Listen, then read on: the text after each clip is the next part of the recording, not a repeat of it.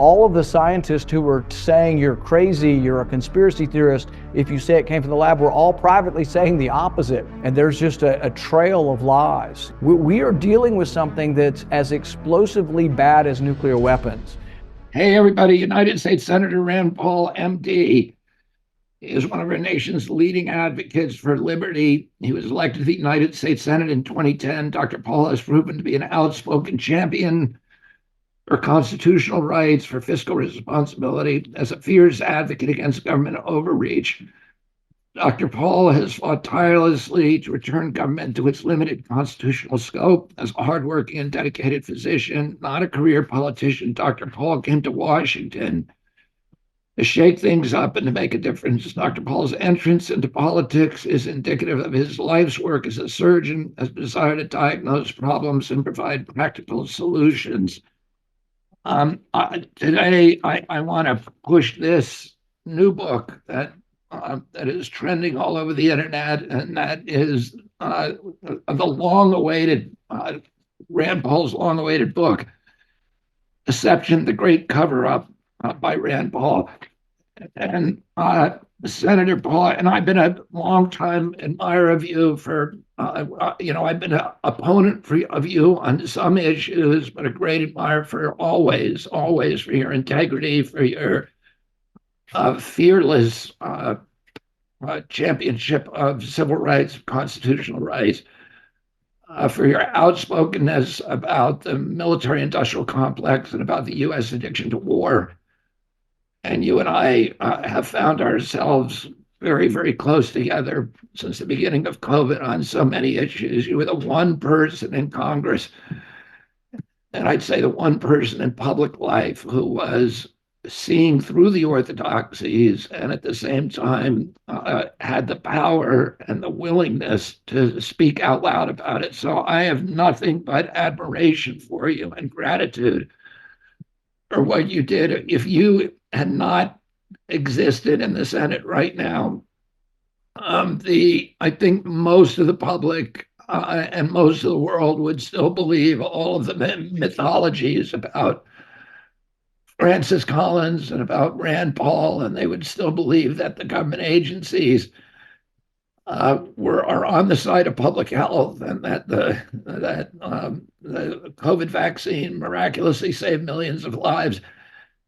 And so I want to thank you, first of all, not only for being here, but just for all that you've done to restore some kind of semblance of truth and honesty to public life and political courage. So thank you. Let's talk about deception and about Anthony Fauci. Can you just tell us a little bit about your evolution? Did you approach this with kind of a posture of skepticism from the outset, or was there something that had you scratching your head and saying, wait a minute, something's wrong with this? You know, in the beginning, I was very resistant from the very, very beginning to the mandates on behavior. The idea that masks work. I come from the medical profession, and I was aware of the studies on influenza showing that for respiratory viruses, influenza, they wanted to know if wearing masks in the hospital would prevent the doctors and nurses from getting sick. So this has been studied for decades, and all the studies really haven't shown that it helped, and it didn't help in public wear. So I was aware of that and resistant to that and closing the schools early on. But as far as the origins of the virus, it took me a year. I was following some of the stuff very closely, the rules and edicts from government, but the origins, I remember reading a letter in Lancet, 27 doctors or scientists signed it, and I really didn't read it closely. I just assumed, the last coronavirus came from nature in 2003. They found it came from civets, and I just thought that they were probably just telling the truth. A year later, though, I read an article by Nicholas Wade, and it just opened my eyes. And it was about a 50-page article. I learned later that nobody would publish it. He self-published it on medium.com because he was censored everywhere. He has an impeccable pedigree. He's written for the New York Times. He's been a science writer, got all kinds of background and resume, and nobody would print it. But as I read through, I discovered not only were there scientific reasons that the virus in all likelihood came from a lab, but I learned from the Freedom of Information Act that all of the scientists who were saying you're crazy, you're a conspiracy theorist, if you say it came from the lab, were all privately saying the opposite, We also learned Anthony Fauci was saying the opposite also. When friends would ask him, do you need to wear a mask? He was saying, we've studied this, they don't work. Just be careful about your interactions or whatever. And if you're sick, don't go out. But he, in private, was saying the opposite. So I guess the freedom of information, revelation of the virologists who were all saying privately they thought it came from the lab, and then publicly they were saying the opposite, got me intrigued. But then also the science of it. The fact that when a virus comes from an animal, it typically is clumsy because it doesn't infect humans well. It's been adapted or evolved to infect to infect animals. So it makes various forays into humans, and it does it many times till it accidentally mutates and then can be transmitted among humans. But it's always more infectious from the animal it came from than it is from humans. But we discovered with COVID, as we looked at the sequences early on, that there weren't a bunch of leaps to man. There seemed to be one lineage that leaped in the very beginning, which points towards one source, which points towards a lab leak. But all of this added up, and I became intrigued and somewhat obsessed by the questions over the origin. But then I also, as I became convinced that it came... And just to interrupt you, Senator Pollock, because I think you meant to make this point. It also no longer infected bats, which is very, very unusual, because it should have remained most infectious to bats and secondarily to humans if it were. Either bats or an intermediate species. And one of the interesting things we point out in the book is a professor in Australia took the Oracle supercomputer and modulated the 3D aspects of the proteins and their interaction with different species, assuming he would find that COVID was better adapted for some animal, and that would give us a clue as to which animal. He did all of it. It didn't fit any of the animals very well. It didn't fit bats well, didn't fit civets, pangolins, but the perfect, almost near perfect match was for humans. So all of this modeling showed there didn't seem to be an intermediate species. Whether it came directly from bats or from bats through another species, the computers were showing that the fit was actually better for humans. And Alina Chan wrote a good book on this, Viral. And in that, she says that when she looked at this, she felt like the virus was pre-adapted for human transmission. I think Anthony Fauci knew this in January of 2020. I think he's known it from the very beginning. And I do think there was an enormous conspiracy or cover-up, because they knew that they had funded this lab in Wuhan, and that if it came from the lab, that culpability, blame would attach to them for the pandemic. And so they strove from the very beginning to cover it up. And there's just a trail of lies, lies, obfuscations, cover up. And, in the book, we go through all of this. Let's talk about a couple of the characters. Let's begin with Peter Daszak. So Peter Daszak runs EcoHealth, and I call him sort of the bag man for Wuhan, China. He's basically a money guy. He has a scientific background, but his expertise is in collecting government grants. And you would think that scientists come to Washington and they're wearing their little nerdy glasses and I want to cure cancer, give me some money for cancer. It's not actually the way it's working these days. Peter Daszak comes to Washington. He goes to a place called the Cosmo Club. He spends 20 grand on cocktails and food for those that come to the party. But who does he invite? He's not schmoozing politicians. He's actually schmoozing bureaucrats like Fauci. So this is a guy that over the years has gotten over $100 million from the government, but he gets it through schmoozing and through fancy proposals. But I don't believe he's an honest player. I think he does have information and did have information from China involving the viruses, and in all likelihood involving a virus much closer to COVID-19 that may well come out of the lab. I think he has the information on all this and has not been revealing it. But I think that in the end, he's evidence of what's gone wrong and what's gone amok in the scientific community and in the grant community. And one of our sources, we used for the book was The Real Anthony Fauci, your book, The Real Anthony Fauci. I just finished your latest one as well. So there's so much going on here, but my main goal now in exposing is to make sure it doesn't happen again. Robert Redfield and others have said they think we're going to have another virus that will accidentally leak into the public, and that the death toll could be much higher. In the end, COVID was bad, and I don't downplay it, but the death rate was 0.3%. That's about 1 million in America, maybe 10 to 15 million. But there are viruses that they are working with, that they're trying to aerosolize and make easier to transmit among humans, that have between a 5 and 50% mortality. We are dealing with something that's as explosively bad as nuclear weapons. The same way we should always be talking to our enemies now about nuclear weapons, to Russia and to China and to Iran, and have open dialogue on these things, we should be having the same on viruses. Doesn't mean we can always trust them, but we should be having international conventions on how we should try to limit the dangerous research and not fund research that basically could be a risk to our civilization. Yeah, one of the things that I discovered when I was writing my kind of history of the biowarfare is that we had a really good Nixon actually went and closed all of our biowarfare programs unilaterally. Just said, America's not doing this anymore, and then negotiated treaties in 1973, the Bioweapons Charter with the rest of the world, and that stood. There was a lot of people who were angry, who were making a living on bioweapons, and they were sort of seething for many years. And then when the Patriot Act came along, which you opposed, the Patriot Act has a provision in it that exonerated any federal official. It doesn't actually repeal the Geneva Convention or the Bioweapons Charter, but exonerated public officials from violating it. So, and that's when Fauci's career took off, because the Pentagon did not want to start doing bioweapons because it wasn't sure whether the legality of the Patriot Act. They started funneling money to Anthony Fauci to do it under the pretext of vaccine development. And that was the beginning of this program.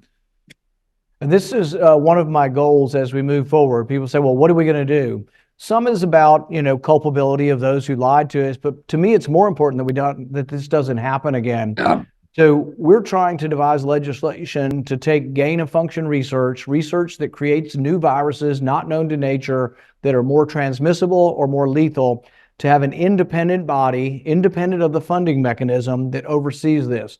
Almost like a nuclear regulatory commission, some people that are going to be experts that have the ability to look at all research, including bioweapons research, take it and advise whether or not we should be funding this or not.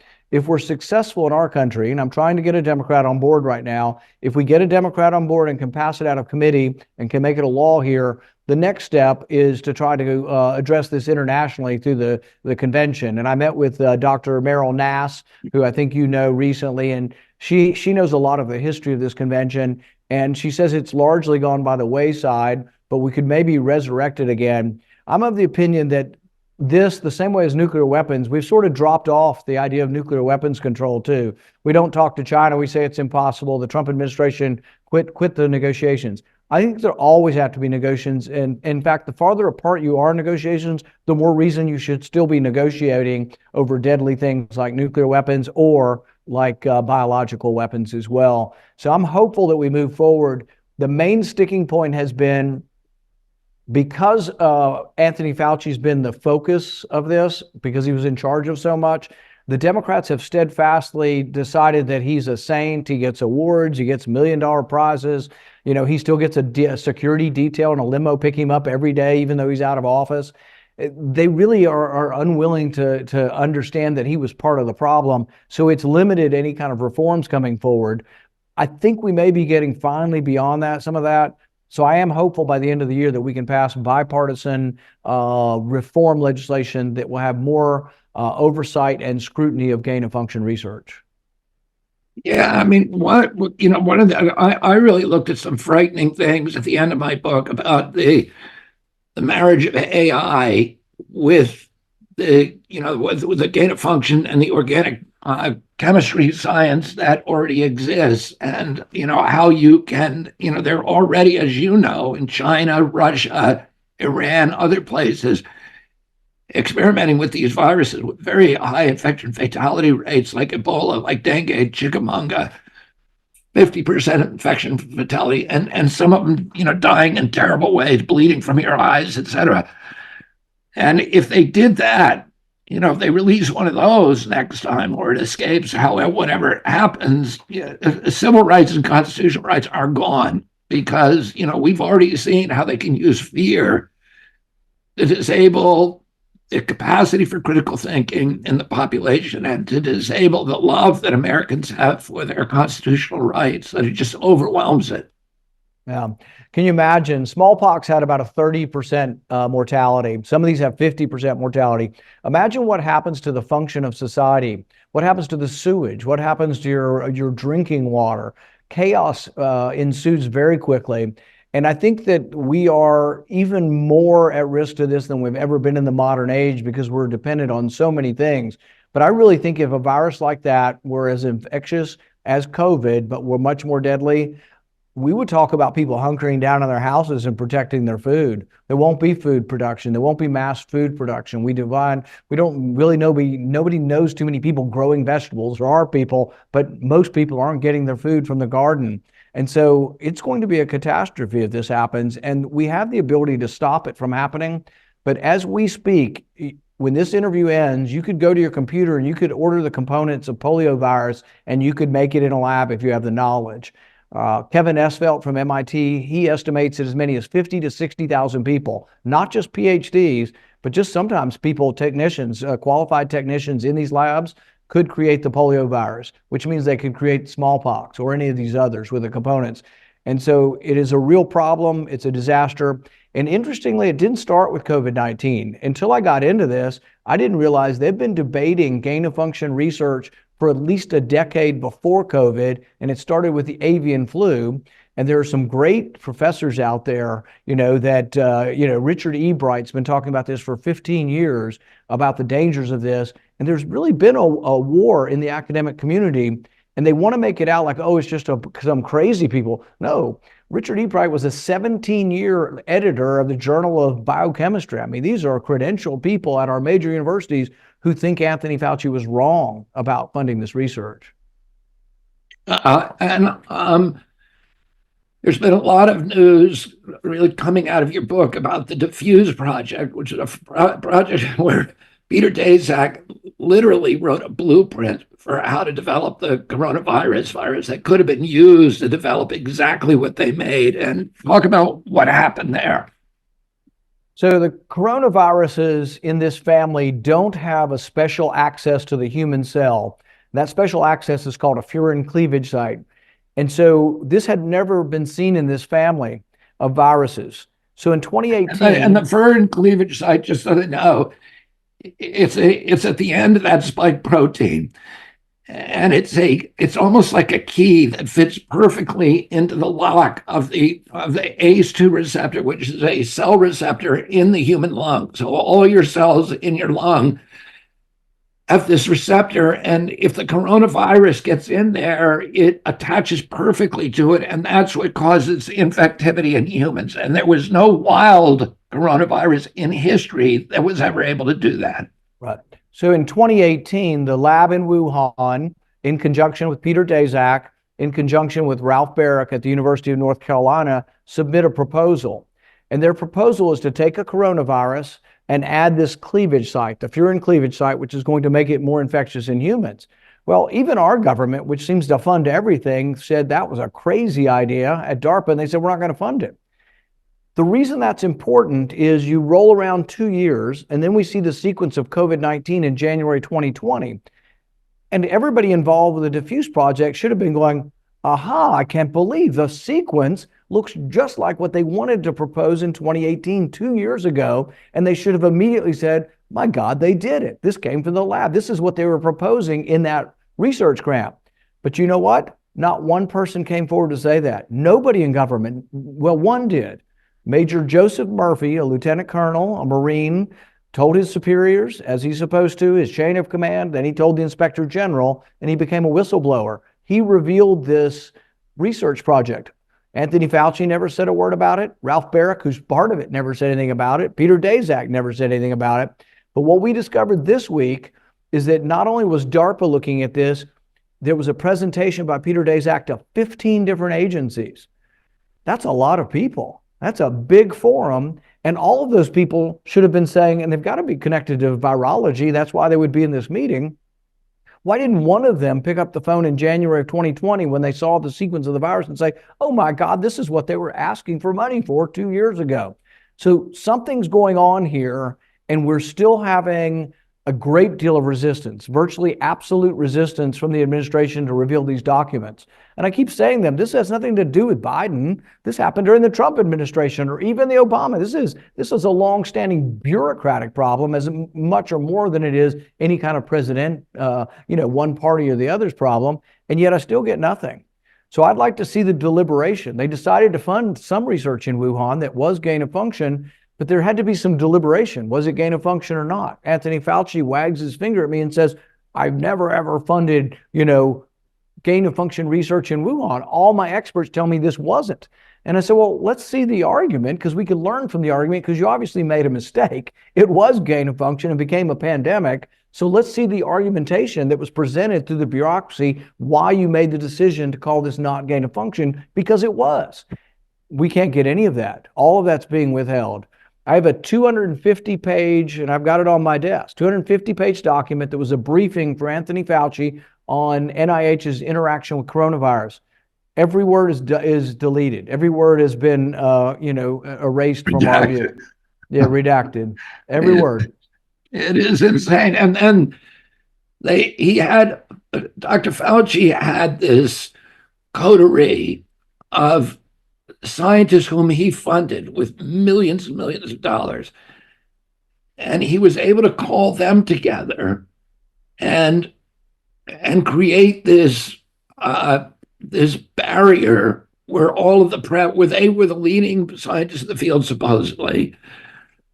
So they were able to tell the press in various forums, in that proximal origins paper that was published by the Lancet and a number of other forums where they were all working in different cohorts, that this was a zoonotic. In other words, it was a natural spillover. It had nothing to do with the lab. In private, they were all saying to each other, and you got their emails, this has got to be from a lab. But they, at the same day that they were saying that to each other, they were telling the public, anybody who says that is a conspiracy theorist. Yeah. So one of the leading scientists is a guy named Christian Andersen. There's 3 or 4 others. They're communicating back and forth. It's all in a very harried sort of one-day sequence till 3 a.m, going back and forth. And they finally send an email to Fauci and they say, the 4 of us, these are 4 virologists, world-recognized virologists, think that the sequence of the virus is inconsistent with evolutionary theory, meaning that this didn't come from nature. It's inconsistent with evolution.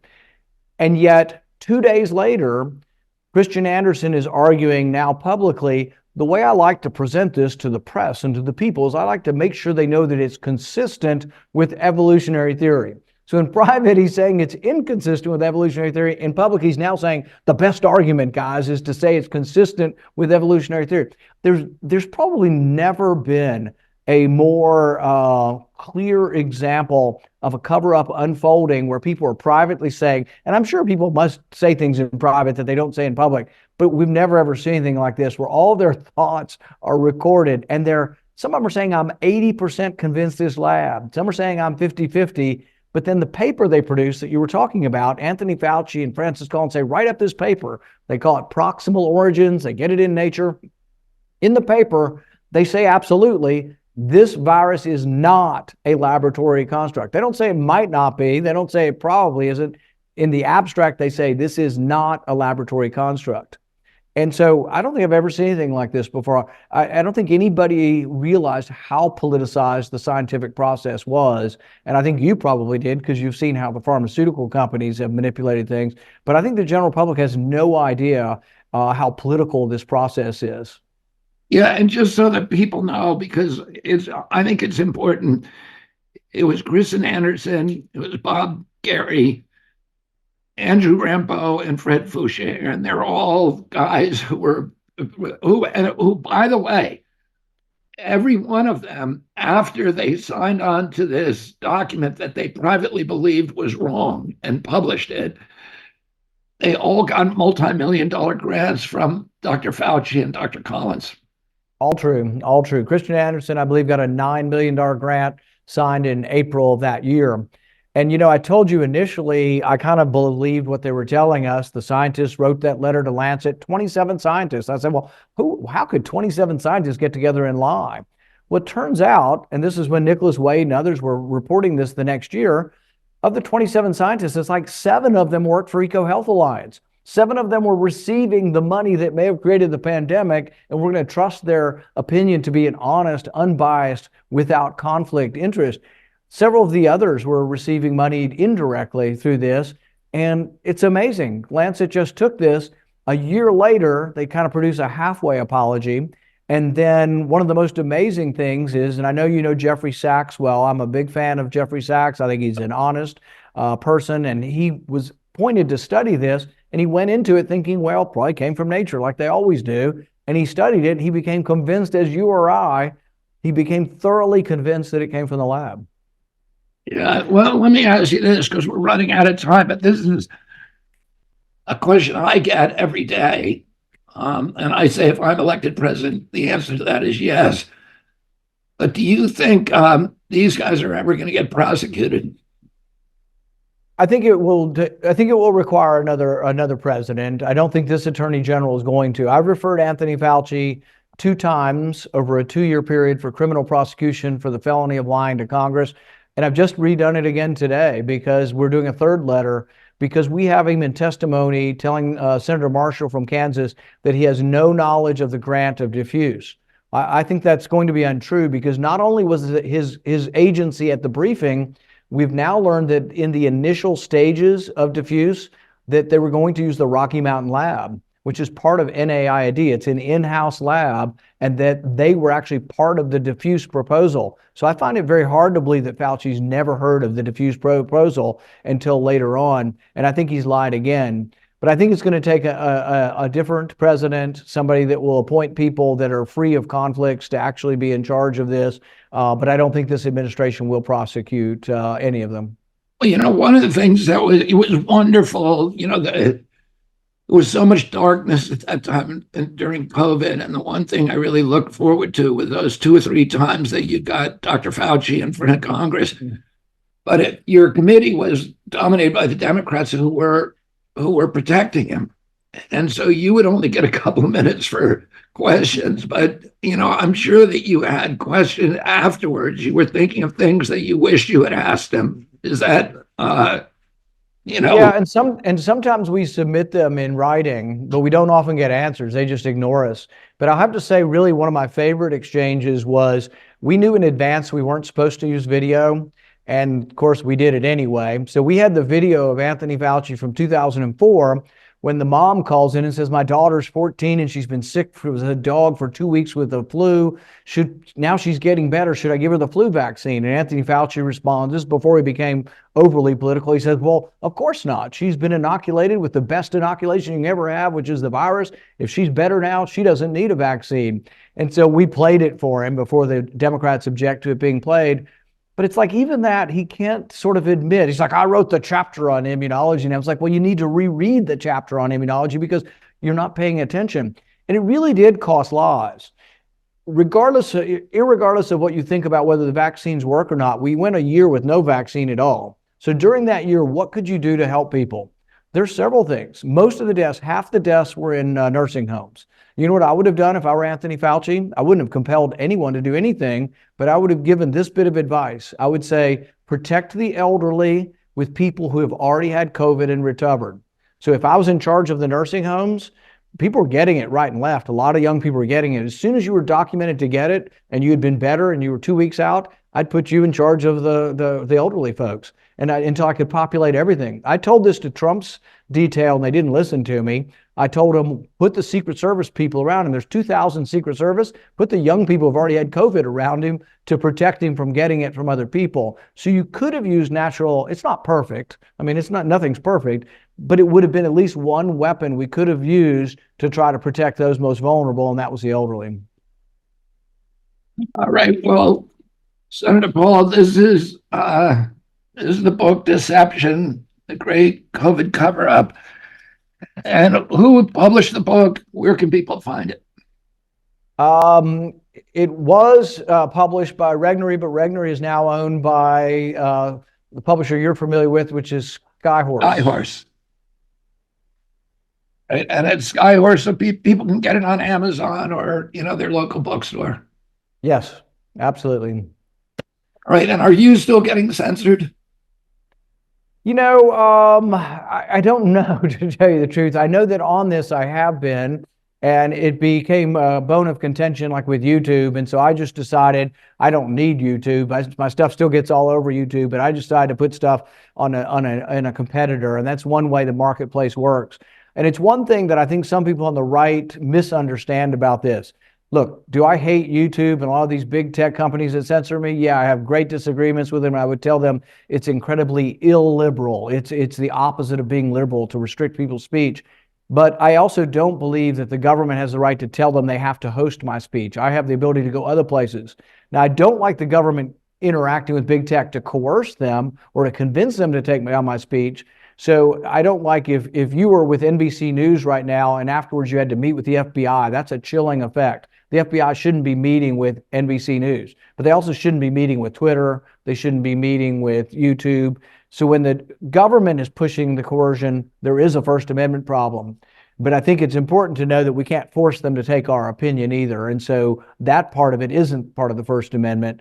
We don't always get everything we want. And one of our ways to react is not buy their product or not use their product.